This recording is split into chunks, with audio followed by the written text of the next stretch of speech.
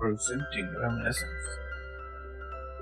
कहानी की शुरुआत में हमें मियामी शहर को दिखाया जाता है जो पानी में डूब चुका है और इसका कारण है ग्लोबल वार्मिंग। और पूरी दुनिया में इसी तरह से पानी भर चुका है। दिन में टेम्परेचर बहुत ज्यादा हाई होता है, इसीलिए ज्यादातर लोग रात को काम करते हैं और इस तरह से लोगों को जीने की आदत भी हो चुकी है। यही हमें निक को दिखाया जाता है जो एक बहुत ही आधुनिक लैब को चलाता है, जिस लैब में ऐसी मशीन है जिस मशीन के अंदर जाने के बाद कोई भी इंसान अपने अतीत की किसी भी याद को जी सकता है। दरअसल सरकार ने इस मशीन को इसलिए बनाया था ताकि वो किसी भी अपराधी को इस मशीन में डालकर उसके क्राइम का पता लगा सके, लेकिन अब आम इंसान भी इस मशीन का इस्तेमाल करते हैं। एक दिन निक का पुराना दोस्त उसके पास आता है जो कभी सोल्जर हुआ करता था।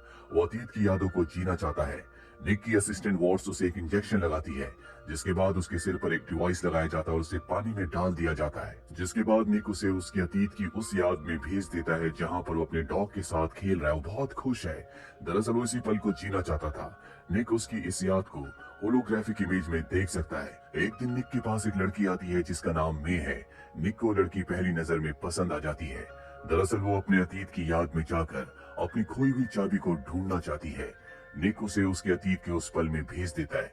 निक देख लेता है कि उसकी चाबी कहां पर है, लेकिन वो उसे वहां पर नहीं रोकता, बल्कि वो उसकी अतीत की और भी यादों को देखना शुरू कर देता है। जहां पर निक देखता है कि वो एक क्लब में परफॉर्म करने जा रही है, क्योंकि वो एक सिंगर है, पर गाना गाने से पहले उसकी आंखों में आंसू आ जाते हैं। जिसके बाद वो गाना गाती है।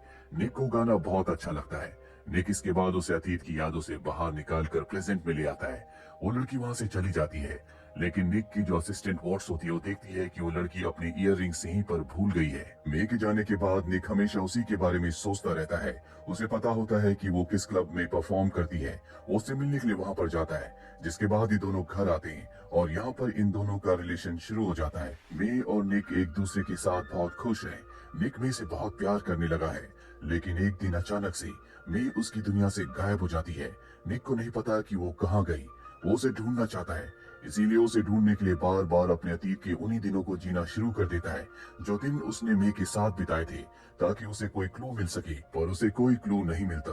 बार बार अतीत में जाने की वजह से अब उसके बहुत सारे क्लाइंट्स उसे छोड़कर जा चुके हैं, क्योंकि उसका काम में कोई ध्यान नहीं है। एक बार वो अतीत में उस दिन जाता है जब वो मे के साथ था।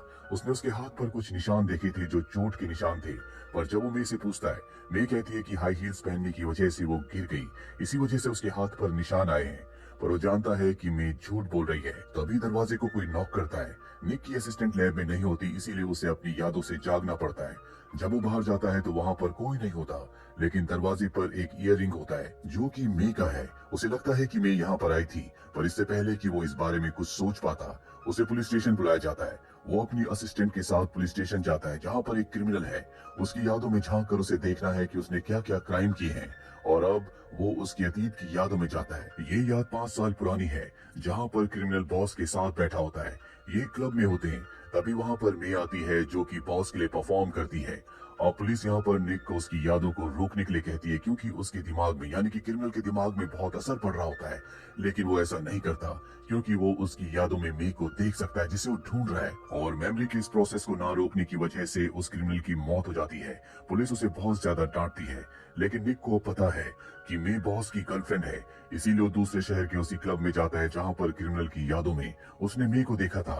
वो बॉस से मिलता है, लेकिन बॉस को ऐसा लगता है कि वो पुलिस का आदमी, वो पुलिस के लिए काम करता है, इसीलिए उसे पकड़ लिया जाता है। निक बताता है कि मैं यहाँ पर मे को ढूंढने के लिए आया हूँ। बॉस कहता है कि वो बहुत चालाक लड़की है, कुछ समय पहले मुझे वो धोखा देकर यहाँ से भाग गई थी, जिसके बाद शायद उसने तुम्हें अपना शिकार बनाया। अभी निक को और भी टॉर्चर करना शुरू कर देते हैं, लेकिन तभी उसकी असिस्टेंट यहाँ पर आ जाती है जो बहुत अच्छी फाइटर होती है। वो यहाँ पर बॉस और उसके सभी आदमियों को मारकर निक को इस जगह से लेकर निकल जाती है। लेकिन अब निक जानना चाहता है कि मे उसकी जिंदगी में क्यों आई, इसीलिए एक बार फिर से वो अपने अतीत की यादों में जाता है, जहाँ पर मे उसे बताती है कि मैं पहले लंदन रहा करती थी, लेकिन वहाँ पर पानी बहुत ज्यादा भर गया था, इसीलिए मैं बोट से मियामी आ गई। पर एक दिन किसी ने बोट से मुझे गिराने की कोशिश की, जिसके बाद मुझे बीच के पास ही एक व्हाइट हाउस दिखा और मैं उस व्हाइट हाउस में रहने लगी। अब दरअसल निक अपने अतीत की यादों से छोटे छोटे क्लूज को जोड़ रहा है, यहाँ पर निक को ये भी याद आता है कि एक दिन उसने मे के लिए गाना गाया था, जो गाना उसके ग्रैंडफादर ने कंपोज किया था। ये बातें वो अपने असिस्टेंट वॉट्स को बता रहा होता है। तभी उसे याद आता है कि जिस दिन मे गायब हुई थी, ठीक एक दिन पहले वो उसकी असिस्टेंट वॉट्स से मिलने के लिए आई थी, और अब उसे वॉट्स पर शक होना शुरू हो जाता है। इसीलिए वो वॉट्स के अतीत के उस दिन में जाता है जब उससे मे मिलने के लिए आई थी। वो देखता है कि मे उसके लिए एक बियर की बोतल लाई थी, और वॉट्स कहती है कि अब मैंने बियर पीना छोड़ दिया है क्योंकि मेरे ऊपर मेरी बेटी की जिम्मेदारी है, जो किसी कारण से अब मेरे रिलेटिव्स के साथ रहती है। वॉट्स से कहते कहते बहुत ज्यादा इमोशनल हो जाती है और वॉशरूम चली जाती है। इसी दौरान मे निक के लॉकर के पास जाती है और पासवर्ड से उसका लॉकर खोल देती है। पासवर्ड वही गाना होता है, जो गाना निक ने उसे सुनाया था, जो निक के ग्रैंडफादर ने कंपोज किया था। मे उसके लॉकर के अंदर से एल्सा नाम की निक के क्लाइंट की फाइल लेकर भाग जाती है। यहाँ पर निक को समझ में आ जाता है कि इसी फाइल को चोरी करने के लिए मे उसकी जिंदगी में आई थी, और अब वो एल्सा से मिलने के लिए उसके घर जाता है, जहाँ पर उसे पता चलता है कि किसी ने एल्सा को मार दिया। जिसके बाद एक लड़की आई और उसके बेटे को लेकर यहाँ से चली गई।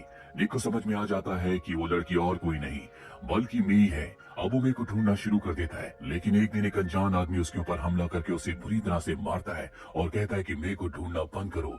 जिसके बाद वही आदमी किसी को कॉल करता है और कहता है कि अब निक तुम्हें परेशान नहीं करेगा। कुछ देर के बाद निक अपनी लैब में जाता है और अपनी पास्ट मेमोरीज में उसी आदमी का चेहरा देखता है जिस आदमी ने अभी कुछ देर पहले उसके ऊपर हमला किया था। निक को पता चलता है कि ये एक पुलिस ऑफिसर है जो बॉस के लिए काम करता है। इसीलिए निक वॉट्स के साथ पुलिस स्टेशन की तरफ निकलता है, जहाँ रास्ते में उसे बहुत सारे लोग प्रोटेस्ट करते हुए नजर आते हैं। दरअसल ये लोग प्रोटेस्ट इसलिए कर रहे होते हैं कि इस शहर में एक ऐसा लैंड भी है जो पूरी तरह से ड्राई है, जिसके बीच में एक वॉल है। ड्राई लैंड में अमीर लोग रहते हैं, और वॉल्टर नाम का एक बहुत अमीर आदमी जो उस जगह का मालिक है, आज उसकी मृत्यु हो गई है। उसके ऊपर एक बिल्डिंग में आग लगाने का आरोप भी था, और उसी आरोप के चलते उसे कभी निक के पास भी लाया गया था। और अब शहर के लोग जो प्रोटेस्ट कर रहे हैं, ये चाहते हैं कि वो लैंड, वो जगह इनके हवाले कर दी जाए, पर पूरी जगह वॉल्टर की पत्नी और उसके बेटे के नाम कर दी जाती है।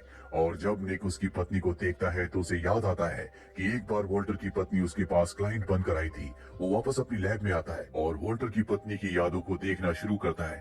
तभी वहाँ पर उसकी असिस्टेंट वॉट्स आती है और उसे बताती है कि जिस पुलिस ऑफिसर ने तुम्हारे ऊपर हमला किया था वो वॉल्टर के लिए काम करता था। तभी निक को याद आता है कि जब वो वॉल्टर की पत्नी की यादों में था और वॉल्टर की पत्नी वॉल्टर के साथ थी, तो वॉल्टर उसे कुछ वर्ड्स कहा करता था, और ठीक वही वर्ड्स उसकी क्लाइंट एल्सा, जिसकी अभी अभी मृत्यु हुई है, जिसके बेटे को कोई लेडी अपने साथ ले गई है, जब उसका लवर उसके साथ हुआ करता था तो उसका लवर भी उसे वही वर्ड्स कहा करता था।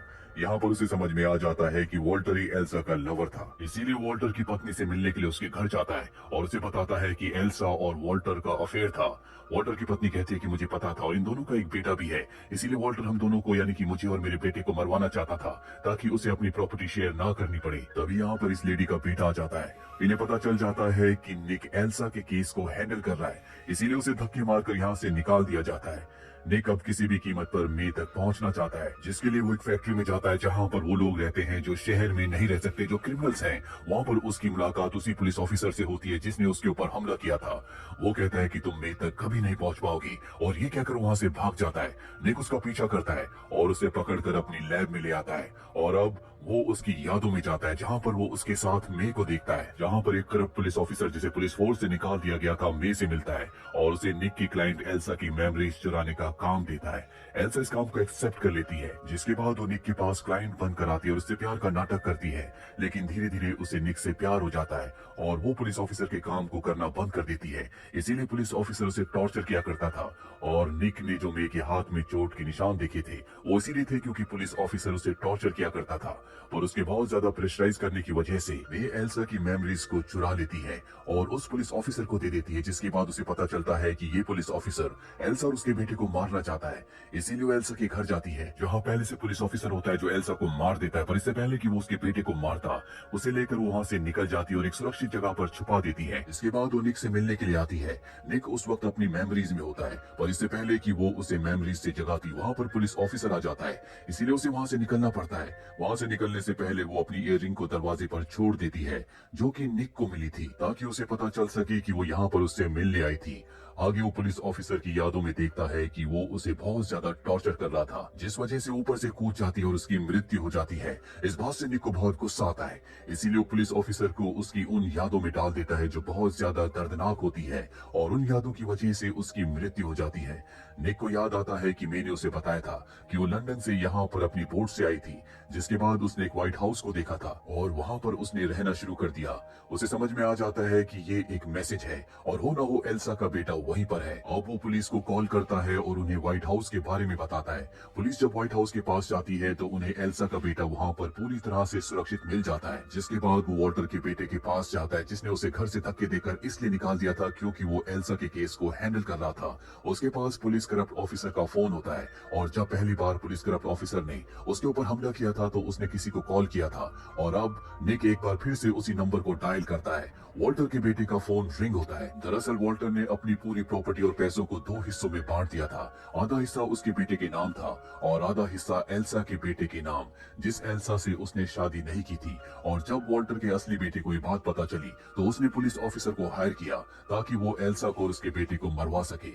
हालांकि पुलिस ऑफिसर ने एल्सा को तो मार दिया, पर अब भी उसका बेटा जिंदा है। निक वॉल्टर के बेटे को बताता है कि एल्सा का बेटा जिंदा है और अब तुम जेल जाने के लिए तैयार हो जाओ। इसके बाद वो अपनी असिस्टेंट के पास जाता है और कहता है कि किसी भी कीमत पर तुम अपनी बेटी को वापस अपने पास ले आओ, क्योंकि किसी को खोने का दुख क्या होता है मैं अच्छी तरह जानता हूँ। इसके बाद वो अपनी लैब की तरफ निकल पड़ता है और देखता है कि सड़कों पर लोग उपद्रव मचा रहे हैं, क्योंकि सबको पता चल चुका है कि वॉल्टर के बेटे ने क्या किया है। इसीलिए वो लोग उसके घर पर भी हमला कर देते हैं। अब निक अपनी लैब में आता है। वो एक बार फिर से मे के साथ जीना चाहता है, इसीलिए वो उसकी यादों में चला जाता है। कई साल बीत चुके हैं। यहाँ पर हमें निक की असिस्टेंट को दिखाया जाता है जो लैब में अपनी ग्रैंड डॉटर के साथ है, यानी कि उसने अपनी बेटी को वापस पा लिया था। वही अब लैब को चलाती है। यहाँ पर हमें निक को भी दिखाया जाता है जो अब तक मे के साथ बिताए हुए दिनों को दोबारा जी रहा है, यानी कि उसने अपनी पूरी जिंदगी मे के साथ बिताई। हालांकि वो सब उसने अपनी यादों में किया, और उसने ऐसा इसलिए किया क्योंकि उसने मे से बहुत प्यार किया था। इसी के साथ ये फिल्म, ये कहानी यहीं पर खत्म हो जाती है। उम्मीद करते हैं कि ये कहानी आपको पसंद आई होगी।